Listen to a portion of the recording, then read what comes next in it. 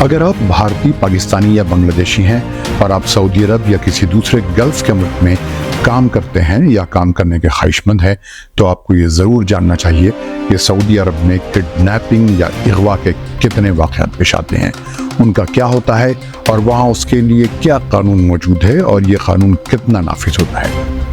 Golf کے ملکوں میں ان حالات پہ نظر رکھنا اور سمجھنا اس لیے بھی ضروری ہے کہ نہ آپ وہاں کی زبان جانتے ہیں، نہ علاقے اور نہ وہاں کے لوگوں کو جانتے ہیں۔ لیکن سعودی عرب میں کڈنیپنگ یا اغوا کے واقعات کی بات ہو رہی ہے، تو اس کا مطلب یہ نہیں ہے کہ وہاں سب لوگ برے ہیں اور یہ واقعات اتنے زیادہ ہوتے ہیں کہ وہاں کام کرنے نہ جائیں، ایسا ہرگز نہیں۔ لیکن وہاں پیش آنے والے ان واقعات کو سمجھنا اس لیے ضروری ہے کیونکہ اسی طرح کا کوئی واقعہ پیش آیا ہوگا جس کی وجہ سے دا گوٹ لائف کے نجیب کو چند سال انتہائی تکلیف میں گزارنے پڑے ہوں گے۔ سعودی عرب میں کڈنیپنگ یا اغوا کے واقعات پر نظر ڈالنے سے پہلے اگر آپ نے اب تک یہ چینل سبسکرائب نہیں کیا ہے تو اسے سبسکرائب کرنے اور بیل آئیکن کو کلک کرنا نہ بھولیں۔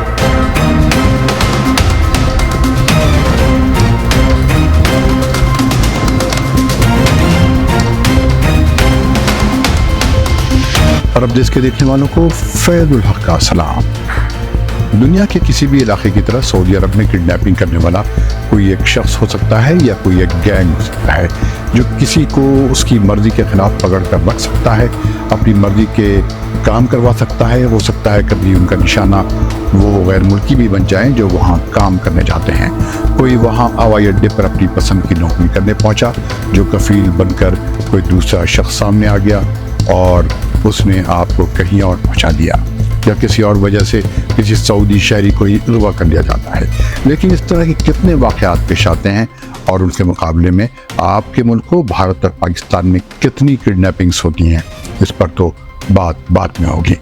ابھی بات سعودی عرب کے قوانین اور سزاؤں کی۔ سعودی عرب میں کڈنیپنگ یا اغوا وہی ہے جو آپ کے ملکوں میں، لیکن سعودی عرب میں اس کے لیے سخت سزا موجود ہے۔ کئی واقعات ایسے موجود ہیں جن میں اغوا کرنے والوں کو 10 سال کی قید تک کی سزا ہوئی ہے۔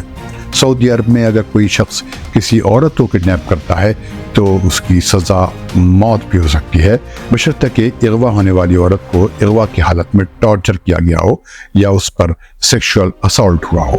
سعودی عرب میں کڈنیپنگ کی الگ الگ شکلوں کے لیے الگ الگ سزا ہے اور عام حالات میں اغوا کرنے والے کو 4 سال سے 20 سال تک کی قید ہو سکتی ہے۔ اگر کسی نے کسی شخص کو 24 گھنٹے کے لیے قید کر رکھا تو اسے بھی اغوا ہی مانا جاتا ہے، الا یہ کہ کوئی اور بات ثابت ہو جائے۔ سعودی عرب میں کڈنیپنگ کے کتنے واقعات ہوتے ہیں یا کتنا بڑا خطرہ ہے، یہ سمجھنے کے لیے جاننا ضروری ہے کہ ایک رپورٹ کے مطابق 2017 میں 1 لاکھ لوگوں میں 8 کڈنیپنگ کے واقعات پیش آئے۔ یہ ڈیٹا خود سعودی عرب کی حکومت نے دیا ہے کیونکہ سعودی عرب میں کڈنیپنگ کے واقعات کا نشانہ کئی بار غیر ملکی بھی بنتے ہیں جو وہاں کام کرنے جاتے ہیں، اس لیے اس پوری دنیا کی نظر بھی اس پر رہتی ہے۔ آپ کو بتاؤں کہ بتایا جا رہا ہے کہ مارچ 2012 میں سعودی عرب کی ہوم منسٹری نے اعلان کیا تھا کہ اس نے 81 افراد کو سزا کے طور پر قتل کر دیا ہے۔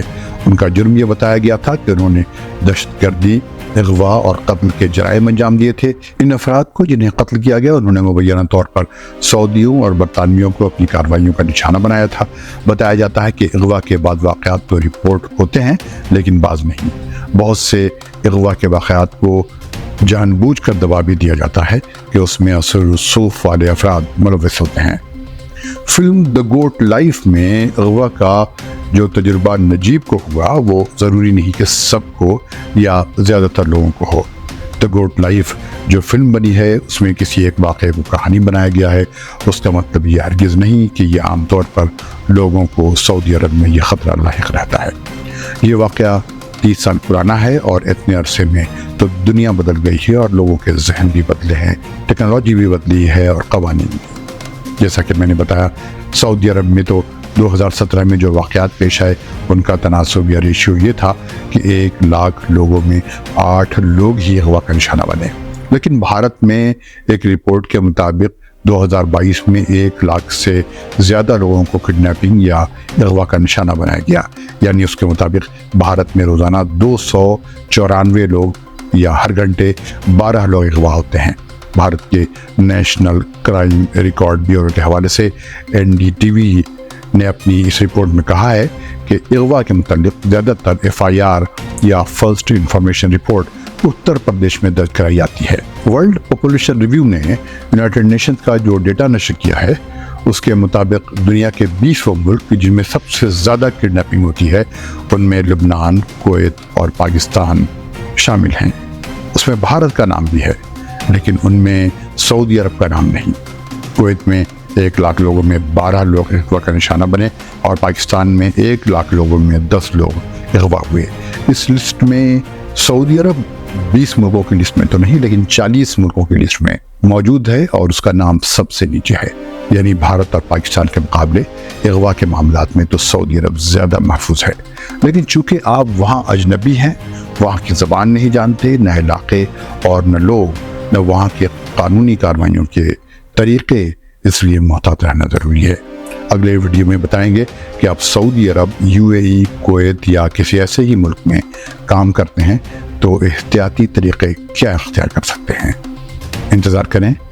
ये वीडियो अच्छा लगा हो तो उसे शेयर और लाइक करना न भूलें। कमेंट भी ज़रूरी है। तब तक खुदा हाफिज़।